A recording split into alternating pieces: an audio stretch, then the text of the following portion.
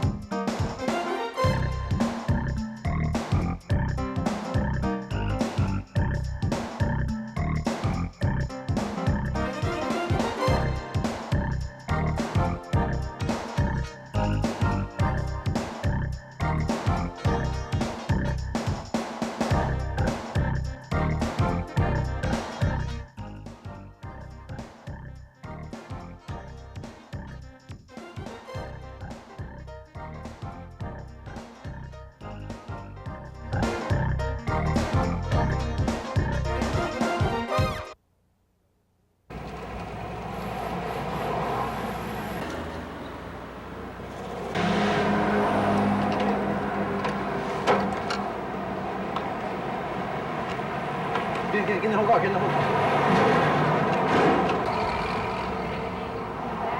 Okay, so go from inside, go from inside. Open the door from here.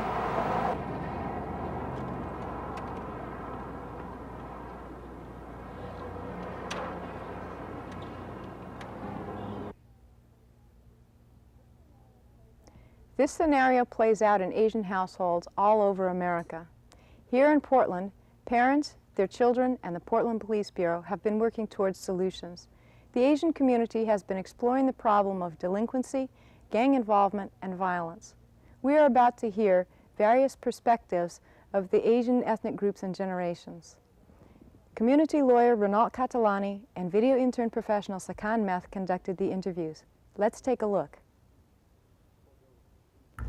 What really contributes to youth delinquency is broken family.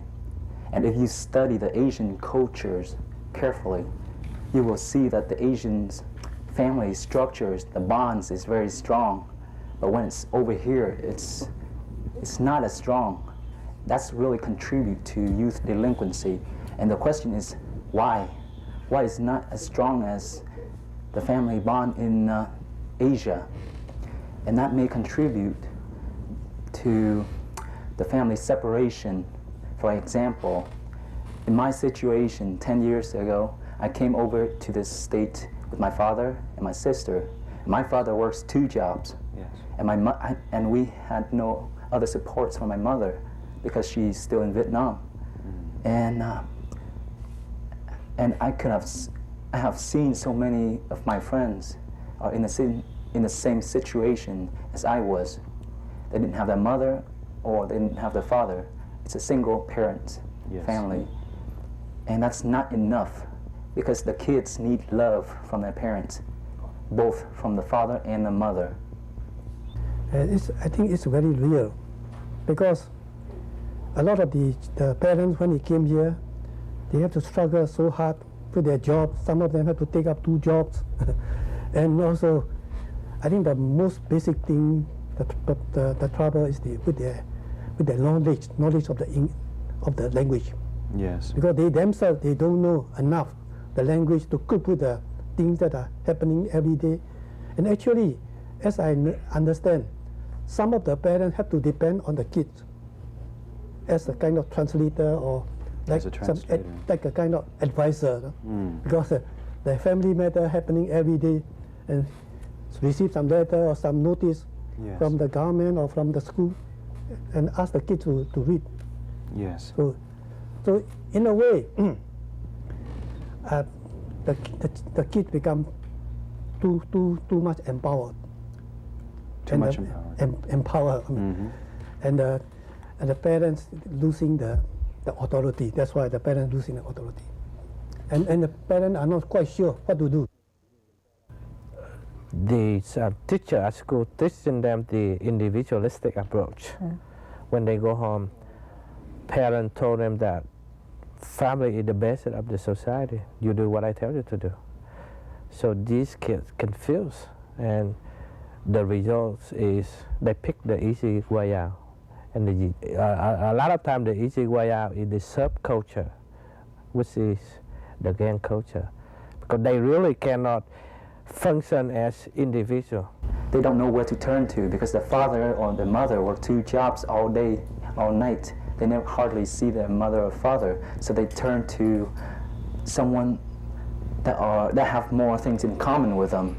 For example, other Asians, because they came over here without any English skill. So they have to be with someone that they have a lot of things in common with, for example, other Asians. In that way, and sometimes, it's good and sometimes it's bad, because if they get involved with some gangs Yes. or something, and that gives them a sense of belonging. Yes. And even though they think that's a safe place to be, because safety is part of the Maslow hierarchy of needs, Yes. so they have to find some place to fulfill that need. And so I think that's what really contribute to youth delinquency. But even married children are under the parental authority. They show the respect to their parents. So much so that when they are here, the parent and the children are here, that erosion or that losing of that parental authority is the greatest shock, cultural shock a parent will ever face. It's a frustrating scene for a parent losing his authority over his child, or the child going against the wishes of his parents because of pressures or because of factors contributing to such disbelief or non-adherence to the traditional ways. I think that's in a way wherein there is now a conflict between the parent and the child going astray. We, the Asian community, are losing that extended family.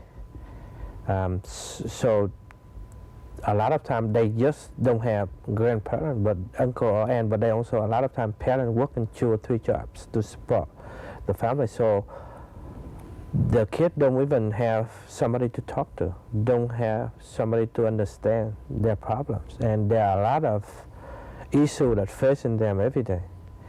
There are a lot of times they need protections. They need somebody to protect them. So the family that they're looking for and are provided by the gangs are the support, the protection, and sometimes even the economic reason.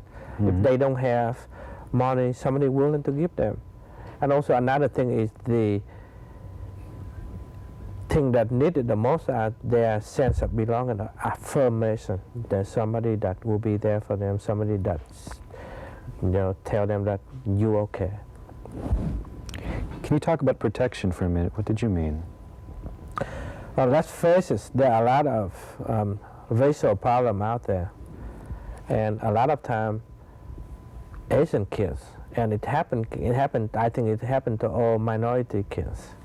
They never walk away from a fight. If somebody called them a racial name, they had to fight to protect their honor, the honor of their race. And most of the Asian kids are smaller, much smaller than the other kids. And Yes. either you can bring in some other people in a gang fight to protect you, Yes. or you can bring some weapon. You bring a 9mm is as an equalizer, or some for other fan of yours. All right.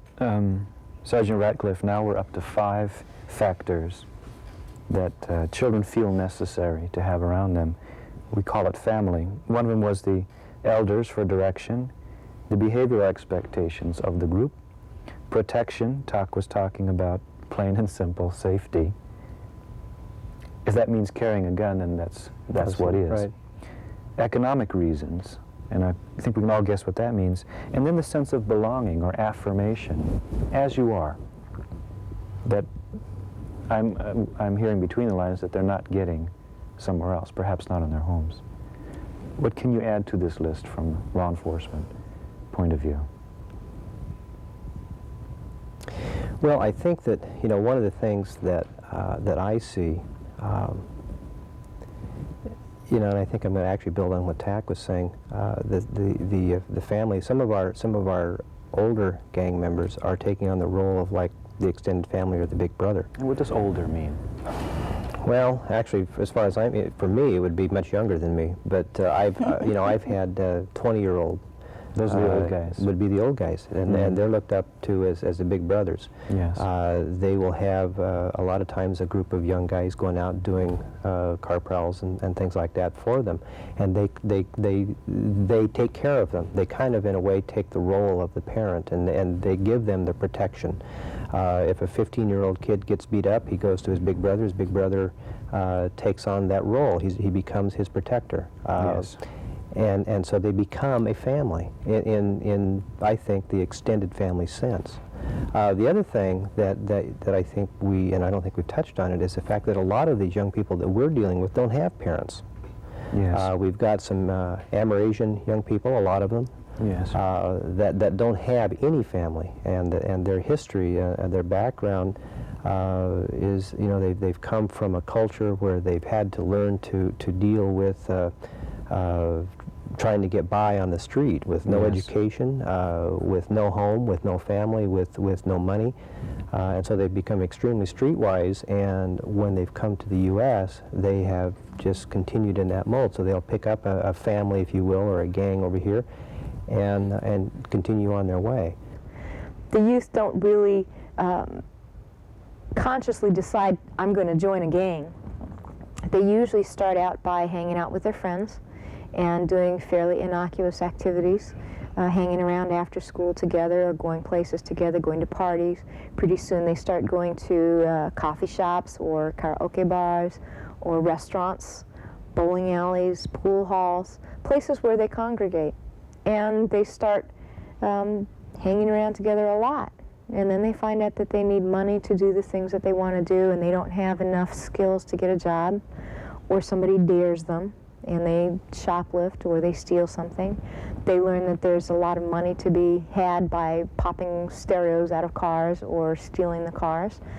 Other gang members approach them because they want to increase their status in the gang, or because they need new members, because they want to raise some cash fast, or for whatever reason. In any case, the gangs look attractive to these disenfranchised youth because it gives them a place to belong. It gives them a sense of importance. Somebody wants to be with them. Their shortcomings are overlooked, and people don't laugh at them for the way they dress or the way they talk. We was skipping school, right? Yeah. And all the Asian boys, you know, like my friend, they just come over my house, and we planning to go steal a car, you know. So when we steal a car, we took it like a drive around, you know, and the cop just pulled us over. We got a car, we gotta go back to JDH. How old are you? I'm 13. 13? Mm-hmm. When did you start doing all this? When I was 8. 8 years old? Mm-hmm. 8 years old. I mean, how? Well, what happened? Did your older brother get you into this or stuff like that? No, I just look like a Asian people. I just look like a people stealing car, you know, and I start stealing car like them. Oh, you just saw them do it and then you want to be like that? Yeah, 'cause I want to like steal a car, drive around 'cause they won't let me go with them. Big black guys and big white guys come mess with us because they think they're big, you know. Right. But we see that happening, you know, and when we fight, you know, they overpower us because they're big. So we gain up, you know, and we get other friends, you know. Nothing but inner strength. You know, I mean, just we gain up on them because, you know, they're kind of big, you know, and we're small. And if we can't beat them, we use guns, you know. It's like that. So they don't give us respect. We use violence. At lunchtimes, the car will come up with the camcorders, you know, like, and the cameras. When you see a bunch of Asian kids walk together and stuff, they'll start to take up the pictures. But once a white kid or walk in the group, they didn't do nothing. All they do is looking for Asian kids and start taking pictures. When they arrest me, they just push me to the car and put a handcuff over me behind my back and throw me in the car. So they just throw you with your handcuffs like Yeah. this in the back? Yeah, they put up your hand and push me in the car. So I push up my hand. They told me, they check around my pocket, everything, and they just found a lighter. So they just put the handcuff over me and on my back. They just throw me in the car. Did they find anything on you? Just some lighter, and that's it. And for that, what was the reason that they do that? Because the car was stolen, right? Yeah. And they didn't find anything else? Nope. No, well, how do you feel about them? How do you feel about cops? Bad. Bad? Like how bad? Use a word, any word. Real bad. Real bad. Someone come and mess with your friend, you know, and say you shot him and stuff, you know. I mean, you ain't gonna care what you do to the other person because you want to kill him, you know, because he almost killed your friend, stuff like that, and we wouldn't care if we killed him or not. It's like, what's, you know, if it ain't worth it, then, you know, we won't do it. But is it worth it, you know? I mean, a friend's life is kind of worth it. So are you guys always under revenge then? Yeah, it's mostly like that, revenge. Yeah. And, you know, us Asians, we want respect, you know, from other people. Because, you know how people used to make fun of us? I mean, make fun of the language and stuff, whites and blacks. Like what kind of things would they say? I mean, just make fun of our accent. Hey, go ahead, man. I could get gun easily, you know, just go up to any friends, right, that I know. Because most of these guys, right, they're no gang members or they're gang members themselves. And I know them, right, I help them out, they help me out. So it's like that. Just go up there, they might lend you it or you can buy it for them, you know. You could get guns that way, you know, for me. But I don't really mess with guns because I don't need one, you know. I don't want to get shot at. I mean, it's all right with me, you know. That's only when I need a gun, when someone wants me. So,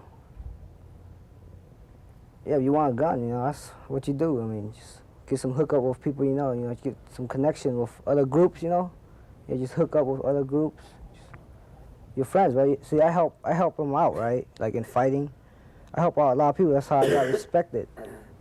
Yeah. Most Asian kids don't have that many white friends, cause that we try to be friends, but it's that, cause the cultures, you know, it's not alike. But mostly the only kid that born here, they might know a lot of English and stuff, you know, so they're kind of like American kid too. But most of the kids that born in Asia, when they come down here, they kind of step with their own stuff, you know. Right. So there's a big culture gap. Yeah. You can't really be with somebody that is not in the same culture, but we're trying to, but we can't, because the way we used to live before then, it's not the same as here, you know. So, what's your parents say about this? I mean, parents didn't say nothing. My parents they say it's good. My parents don't care about who I hang around with, as long as the person don't like or try to backstab you or try to put you in some place that they don't want us to be and stuff. have you ever got a fight with your parents? I know you guys did, but was it Did that cause you to do anything bad? No, just arguing with her. Sometimes just don't even listen to her, you know. Just go in the room, just let her, she just keep on talking, my mom, to herself. To yourself, and you just walk out? Yeah, either that or just stay in the room. Just tell her, all right, that's enough, Mom, you know. I don't really talk back to her, only sometimes when I get mad. But, but do you guys respect your parents? Yeah. You respect our parents. You guys respect them? Sometimes. I mean, but if you guys respect them, I know they don't want you to do this, all this stuff, but why do you guys still go through with this? With the things you do? Because your friends, you know, still have friends, right? They call you up, right? And you're going to have to go with them because, you know, that's what you do every day, you know. You just go out, do something. Like go play pool, you know. Just go get girls, try, you know. Just go mess around, you know. That's what everybody do. Yes, For Asian parents and stuff, they're scared of they're scared of the laws is that because they young like us, you know, because they don't know what we're doing and stuff like that. They always expect that every time we go out and stuff, they're always afraid that we might get in trouble or whatever and stuff, you know. Most of the trouble happen with parents that they're always scared because the cops, for my mom and stuff, she know that I get in trouble like this, like on probation or whatever. Every time I go out in place, she always worry about that I might get busted by a cop or whatever, you know, because she said that, because she's seen too many cops, like anything trouble going on in school or whatever, cop just might roll by my house, you know. They just roll by my house slowly and just look in my house and stuff. And I don't know, my mom gets scared. So you guys really don't, you guys care what they say, you guys care what your parents say, but you guys just don't really get along, they don't understand you guys? Yeah, we don't, because they didn't went with us while we went out to play and stuff. Right. Because they ain't really there with us. So do they not understand that you guys are in America now? Do they treat you like you guys are still in the Asian country? Yeah, most of them. No. What about you? You have something to say? Well, how do they treat you, I mean, when you're at home? When we're at home, we just talk about, when I'm at home and stuff, my mom always asks me, say where I been and stuff like that, crossing the trouble or so and so. I said, no, let's go home. Let's go to my friend's house or whatever, you know. Have you been in trouble? I said, no.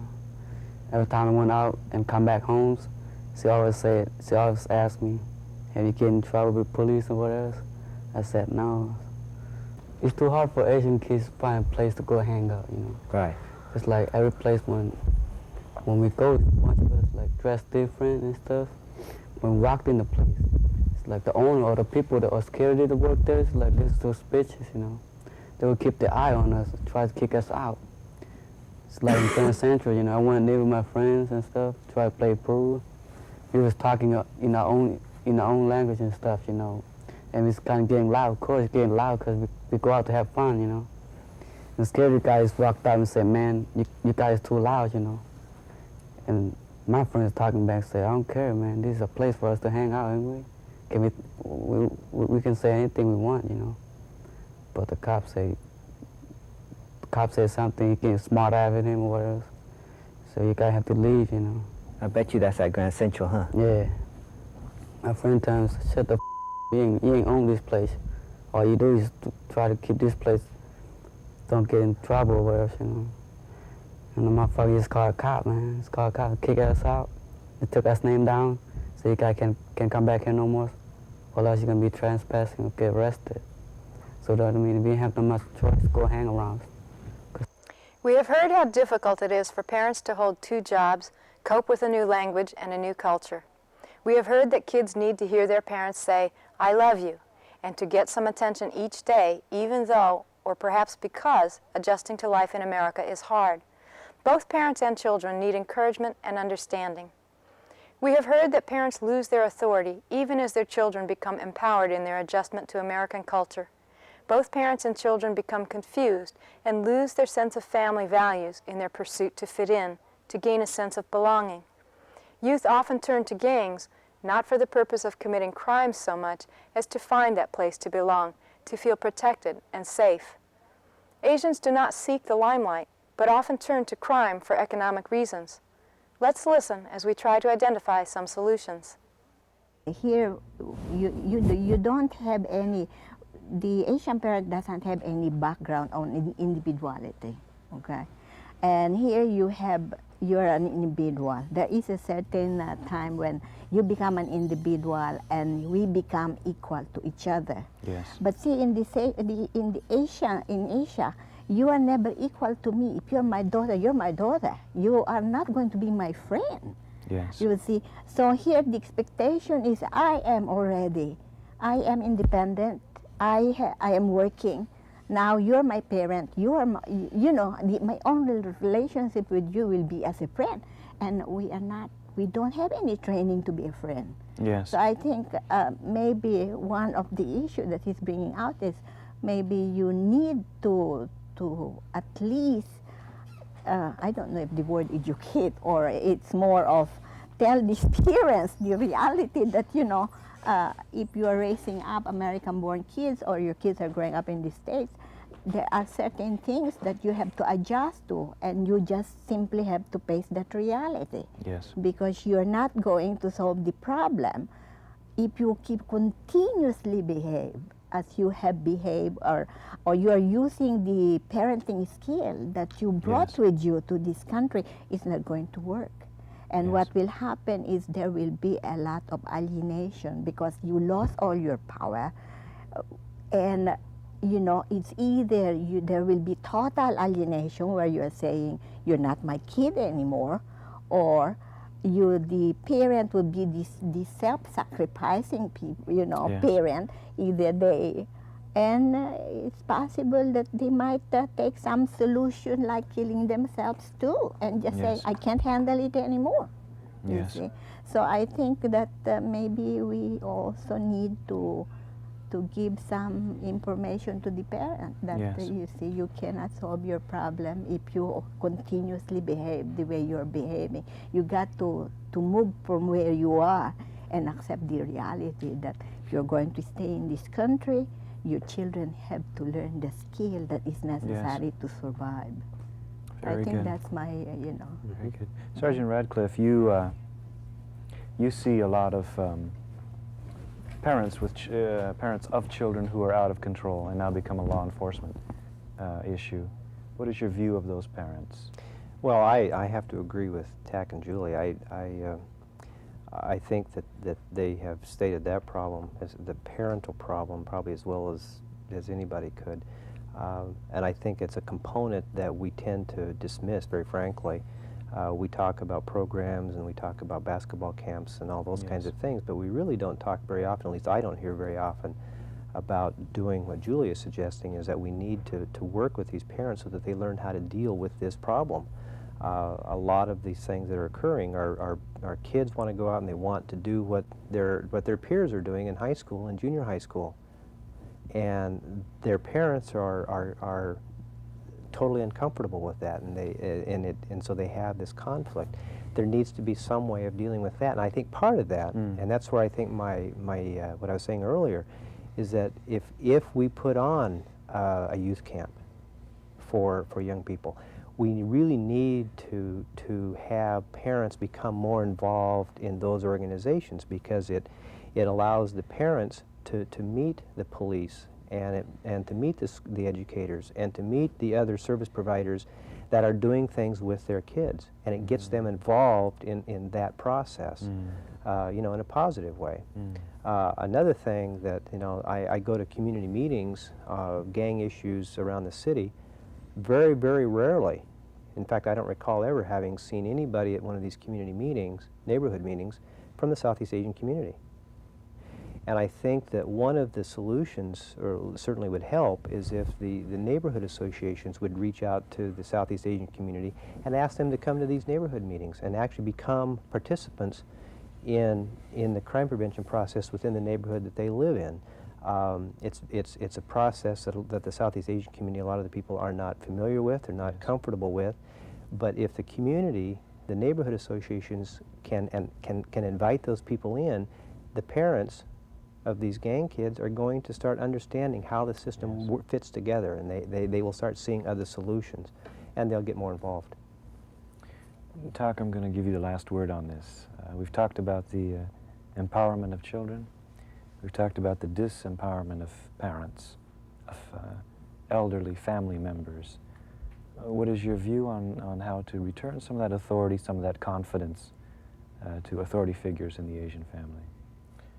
One issue haven't been addressed yet is the social status. A lot of these parents are losing the social status. They used to be doctor, engineer, lieutenant in the army, and they come over here working very low paying job.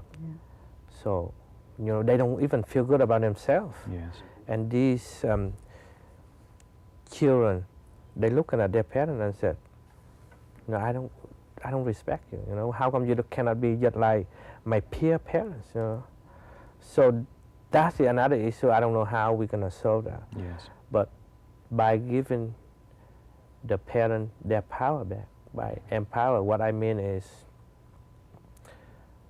a lot of time, a lot of agencies got involved, and the way how you do it, sometimes you disrespect parents. Like in Vietnam, we never heard of Children's Services Division because of the extended family. We would help out each other. So some of those agencies need to be educated how to handle when they come to the family. They need to address to. If the problem there is an extended family, then they need to address it to the grandparents instead of to the kids. Give some power back to the elderly, because we value elderly, and we can do it. We show it by our action. Every day, the little activity, the little action can make a big difference by showing respect to these parents, to grandparents.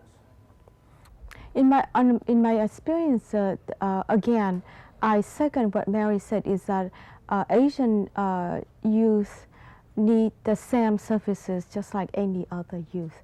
They need recreation, they need education, they need social skills that would enable them to become successful and productive.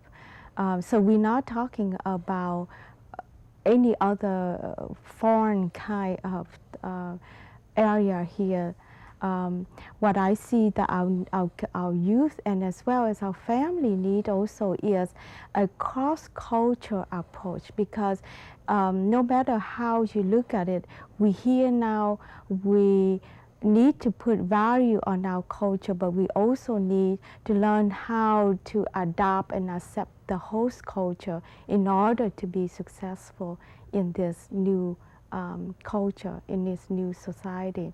So it's a cross-culture, that's what we need, particularly our youth.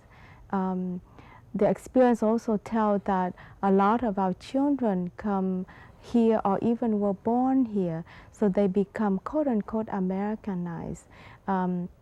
They lose touch with their own culture. They do not have the same value system that their parents have. So that, again, what tell me is that it's reinforced the need of that cross-cultural education, cross-cultural skills that our parents as well, the kids need. I don't see any alternative school right now that can provide culturally appropriate alternative program for these Asian kids. So, but they're not going to call one of the alternative school on the list anyway, because it's hard for anybody to call one of these schools and get into. It's intimidating to call one of them, because you, especially in Asian culture, you are not taught to be aggressive, not taught to be assertive. You're not extrovert, so it's really hard for you to call one of these schools and get a child in there. If there is an alternative school that can provide needed services for these kids and meet the needs of this kid, but they are none I see right now. So you see that this child going to go downhill from there, and then he's going to get into drug and alcohol abuse. He get into other problem, and if the school cannot provide appropriate services, then when I refer this child to a drug and alcohol program, or I refer him to a family counseling program, you know that they are not appropriate. And if I don't refer them, or I don't take them to, I don't provide transportation, I know that they're not going to go. So I'm talking about the availability, accessibility. You know, it's not that easy for a parent and a child contact one of the mainstream agencies. You know, let alone actually go there. Just talk on the phone, that's not that easy. And I'm not talking about language barrier. Even the parent and the kid can speak English perfectly. It's still difficult. The question that keeps coming to my mind as we try to struggle through with what are the needs, what do we need to do, what are the answers, it just keeps coming up to me that we as adults are struggling with these issues. We are struggling to figure out what we need to do. We are struggling to figure out how to be in the world, how to be safe, how to be healthy, how to be productive, on and on and on. Is it any wonder that our children and young people are having a problem figuring that out? I mean, this is a very complex country. People are coming into it not having all the information, not having all the tools they need to be successful in it, and we're expecting that our young people would be successful in many ways that we have not been able to be successful as adults, and I think we need to remember that. And that leads me to believe that there needs to be some way that we can actually ask our young people what they need, what they want, what are the things that they feel are lacking from either their family or from school or from the community, in a way that does not disrespect parents and elders, but allows parents and elders to get that information in a way that they can then act on it and be helpful in it. And I think that's really a challenge, because if you set that conversation up in a way that it would be set up for an American audience and American children, you really will, I think, turn off parents and elders within the community. But that's really important information that people have to have. So I think that's a challenge for people who are actually doing direct service work, is how can kids get their message to parents in a way that can be heard and reinforce them as who they are as the parents in the family, but also gives them a chance to hear, this is what I want, this is what I need, because only they know exactly what it is they need. And at some level, you know, the response of our young people to go into gangs is actually a really intelligent response. Now that sounds sort of, how could I say that? But it's a response for kids saying, we need community, we need support, we need mutual assistance to each other, we need to have a group of people that we can depend on. And when our families can't be that for us, and when our community can't be that for us, we will be that for each other. I often think if, for any community, if we could just figure out how to turn the energy that leads young people into gangs into something that was productive with the same pieces of what's, you know, what the gang is providing, the community, the support, on and on and on, we really will have figured out the answer, and we will unleash a tremendous resource for our communities. Would be in one of the policies that the district attorney has, which is to not prosecute property crimes until the third offense. For most kids from the Western culture, people like to think that a kid would get a couple chances before you'd actually really come down and have serious consequences and have the DA prosecute. For most Asian families, the concept of having chances to do it wrong again is very alien and actually seems the wrong response. You want to immediately and swiftly give consequences, give discipline, and make sure that there's serious consequences and discipline. Most of the crimes, I think this is changing again now, but most of the crimes that Asian young people are involved in are property crimes. So you have a policy that the district attorney has made, which for the Western culture is not that much of a detriment in terms of what the family believes needs to happen for their young person. But for the Asian families, they experience, you know, they want help in disciplining their child. They know their child has been involved with some illegal activities or some bad behaviors, and instead of getting the response which they think would be appropriate, immediate swift consequences, the kids sort of sent a letter saying, you've been bad, don't be bad again, because next time we might do something about it. That's completely foreign to any kind of intuitive thought process that an Asian family would try to go through as they were trying to problem solve, you know, and this is all about problem solving. I think that would be an arena that the district attorney could look at exploring. And, you know, again, I don't think you want to have two standards, but, you know, one standard by which you're going to prosecute Asians and one standard by which you're going to prosecute everyone else. But it is an arena that could be taken a look at. And I think in terms of district attorneys, law enforcement folks, is to look at policies not only from their impact upon the mainstream culture, but their impact culturally. Because for the Asian culture, very many times that is a big discrepancy, and what is an okay policy for the mainstream culture is actually a detrimental policy for the Asian cultures, and that again creates an inequity in terms of access to services, support. And don't expect people from the Asian community to deal with you, respond to you, or interact with you in the way that you would expect anybody else to do that. And don't penalize people for not doing that. One.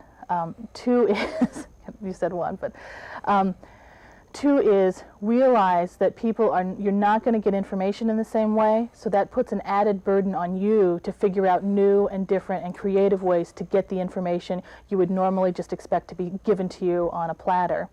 And three is, I think as Thuy was saying, to realize that people are here to stay. They're taxpayers, they're voters, they're members of the community. They give back to our general community in many, many, many ways. And they have a right to expect the same in return from the mainstream culture. We have learned that there are many social service agencies serving youth, parents, and families. We have heard that they are largely unsuccessful in establishing sustained networks of assistance with the Asian community, and it appears to be culturally based. The Asian population, whether refugee, immigrant, or American-born, is here to stay. Families struggle to preserve ethnic pride and pass it down the generations, yet their confusion about American standards often disintegrates families rather than strengthening them. Perhaps through changing the way we see ourselves, we can help others change the way they see us. We must keep in mind that we have more in common than how much we differ. We all want to be seen as individuals, yet recognize that we are part of a bigger whole, a group, a club, or a gang. Our children love and appreciate the freedoms that brought many of us to America, no matter how long ago or how recently.